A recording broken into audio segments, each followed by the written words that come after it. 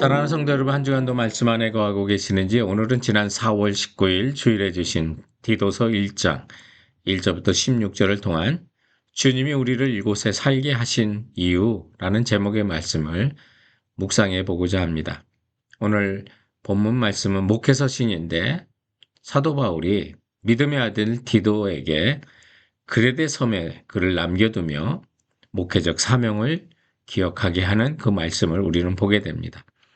특히 사도 바울은 디도를 향하여 같은 믿음을 따라 나의 참 아들 된 디도라는 표현을 쓰는데, 같은 믿음이라는 표현이 성경 이곳에 단 한 번 등장하는 소중한 표현입니다.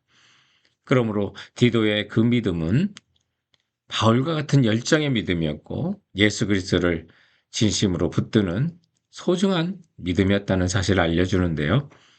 그렇다면 우리도 예수 그리스도를 우리의 구주로 주님으로 섬기는 같은 믿음을 가졌다면 사도 바울이 디도를 그레데 섬에 남겨둔 이유가 있듯이 하나님이 우리를 이곳에 살게 하시는 이유가 있는 것을 우리는 기억하고 찾아가 봤으면 합니다.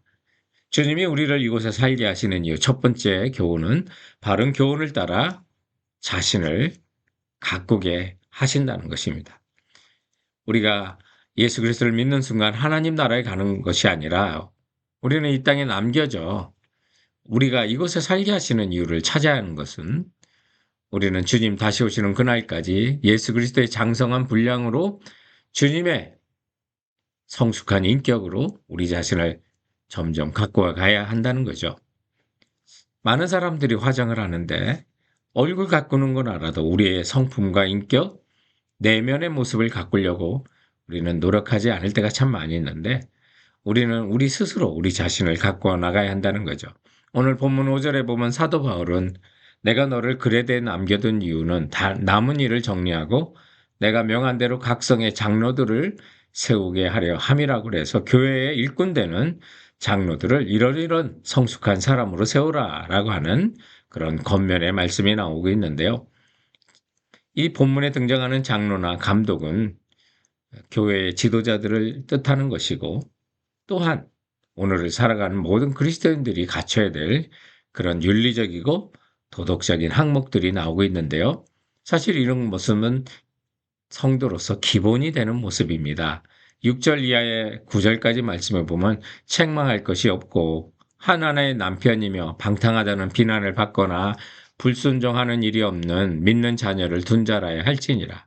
감독은 하나님의 청지기로서 책망할 것이 없고 제 고집대로 하지 아니하며 급히 분내지 아니하며 술을 즐기지 아니하며 구타하지 아니하며 더러운 이득을 탐하지 아니하며 오직 나그네를 대접하며 선행을 좋아하며 신중하며 의로우며 거룩하며 절제하며 미쁜 말씀의 가르침을 그대로 지켜야 하리니 이는 능히 바른 교훈으로 권면하도록 이런 사람들이 교회 리더로 지도자로 세워져야 한다는 것이죠. 마찬가지로 모든 성도들이 이런 윤리적으로 건전한 가정생활을 해야 사회 속에 본이 되는 거고요. 바른 교훈으로 이 세상을 권면하고 믿지 않는 사람을 권면할 수가 있게 되죠. 여기 바른 교훈을 따라 우리 자신을 가꿔야 되는데 9절에 바른 교훈이라는 그 말씀 앞에 보면 미쁜 말씀의 가르침을 그대로 지켜야 하리니 이는 능히 바른 교훈으로 권면하며 라고 그래서 그 바른 교훈이라는 것은 말씀, 즉 성경 말씀을 따라 우리 자신의 내면과 행동을 갖고 나가야 한다는 거죠. 오늘 6절 이하의 열거된 그 내용 중에 여러분 마음에 찔리는 부분이 있다면 그 부분을 해결하시고 여러분 자신을 갖고 가시는 성도들 되시길 바랍니다. 주님이 우리를 이곳에 살게 하신 이유 두 번째는 진리에 거스리는 세상을 책망하게 하려 하심이라는 것이죠. 점점 어두워가는 이 세상 속에 우리가 빛의 자녀로서 살아간다면 어두운 세상을 밝히는, 우리는 세상을 책망하는 사람이 되는 것이고요. 오늘 9절 말씀에 보면 미쁜 말씀의 가르침을 그대로 지켜야 하리니 이는 능히 바른 교훈으로 권면하고 거슬러 말하는 자들을 책망하게 하려 함이라고. 오늘 이 본문 속에서 말로써 그들을 책망하는 것이 아니라 하나님의 가르침의 말씀을 그대로 지킬 때 우리는 거슬러 말하는 자들을 책망하게 한다는 표현을 쓰고 있습니다. 오늘 그레데서면은 10절 이하에 보면 거짓 교사들과 할례당이 잘못된 가르침으로 믿는 자들을 유혹하고 있는 내용들을 봅니다. 14절에 보면 진리를 배반하는 사람들이라고 하는 거죠. 그들은 오직 예수 그리스도를 믿음으로 말미암아 구원받는다는 복음의 진리를 배반하는 자들을 가르치고 있는 것입니다. 우리는 오직 예수 그리스도의 보혈과 그 의로 말미암아 거룩해집니다. 그럼에도 거짓 교사들은 이미 복음의 진리를 맛보고 그 은혜의 자유함 속에 살아가는 자들을 다시금 율법의 종로로 타는 자리로 이끌려고 속이고 있었던 것이죠. 이는 이단들이 오늘날도 흔히 사용하는 방법입니다. 지금 내가 받은 그리스도의 은혜가 구원에 무엇인가 부족함이 있는 것처럼 느끼게 하고요.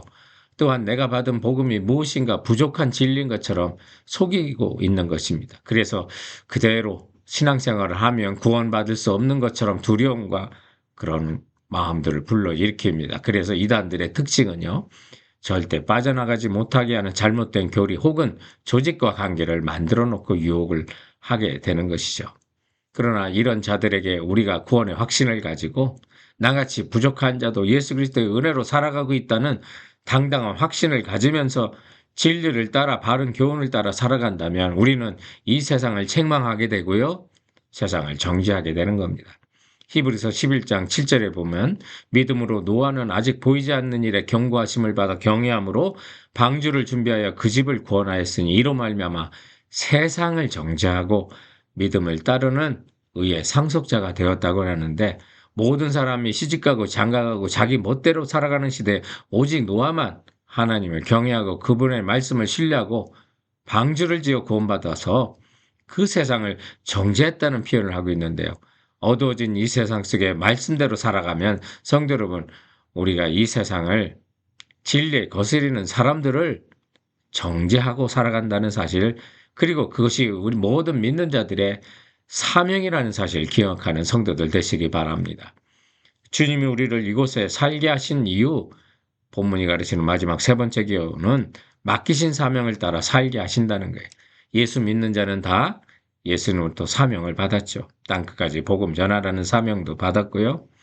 그리고 오늘 사도 바울이 디도를 그레데 섬에 남겨둔 것처럼 우리도 이 땅에 살게 하신 이유가 다 있는 것입니다. 하나님께서 오늘 여러분에게 어떤 사명을 주셨습니까? 오늘 본문에는 바울이 디도를 이곳에 남겨둔 남은 일을 정리하라고 했는데 또한 우리도 회사에서 남은 일들을 정리할 사명이 있는 거고 우리 공동체, 우리 교회에서도 그 남은 일들을 감당하는 것이 우리의 사명일 수가 있습니다. 어쩌면 그 남은 일 때문에 부족한 것을 채워야 되는 우리의 사명이 있음에도 불구하고 회사나 공동체의 그 부족한 것을 비난할 수도 있는데 성도들은 그게 아닙니다. 부족한 것이 있다면 그것을 채우는 자가 돼야 되고 정리해야 될 것이 있다면 정리하는 자가 돼야 합니다. 사도 바울이 이토록 그레데 섬에 애착을 가지고 디도를 남겨둔 이유는 하나님께서 은혜의 복음을 그에게 주셨기 때문에 그런 것입니다. 오늘 본문 1절부터 3절에는 가슴 벅찬 고백이 나옵니다. 하나님의 종이요 예수 그리스도의 사도인 나 바울은 사도된 것은 하나님의 택하신 자들의 믿음과 경건함에 속한 진리의 지식과 영생의 소망을 위함이라. 이 영생은 거짓이 없으신 하나님이 영원 전부터 약속하신 것인데 자기 때 자기의 말씀을 전도로 나타내셨으니 이 전도는 우리 구주 하나님이 명하신 대로 내게 맡기신 것이라고 말합니다. 하나님께서 당신의 백성에게 영생을 누리게 하시도록 영원 전부터 하셨던 약속이 있다는데 그 약속이 자기 때 자기 말씀으로 전도로서 나타나셨는데 그것이 바로 2000년 전에 이 땅에 오신 예수 그리스도고 그 예수 그리스도를 만난 그 영생의 소망을 정말 오늘 사도 바울은 이렇게 디도를 그레데 섬에 심어주고 일생을 주님의 부르신 사명을 위하여 살아가는 것을 봅니다. 이 복음을 전하게 하는 영생의 소망을 전해야 되는 이 귀한 사명 때문에 그는 하나님의 종이 되었고 예수 그리스도의 사도가 되었다고 오늘 말씀하고 있는 것입니다.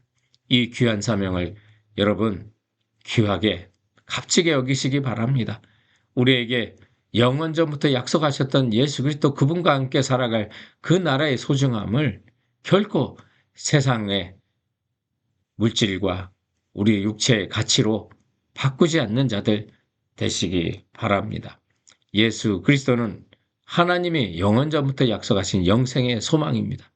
유일한 소망이 되시는 것입니다. 그 소망을 여러분 예수 그리스도 영원한 그 나라와 함께 살 그 소망으로 여러분 자신을 주님의 말씀으로 가꾸시고요. 진리의 말씀을 따라 살면서 세상을 책망하시고요. 그리고 우리에게 맡겨진 남은 그 일을 감당하며 그 소명을 감당하시면 살아가는 성도들 되시길 주님의 이름으로 축원드립니다. 사랑하는 성도 여러분, 그럼 이번 한 주간도 주께서 주신 말씀으로 승리하세요.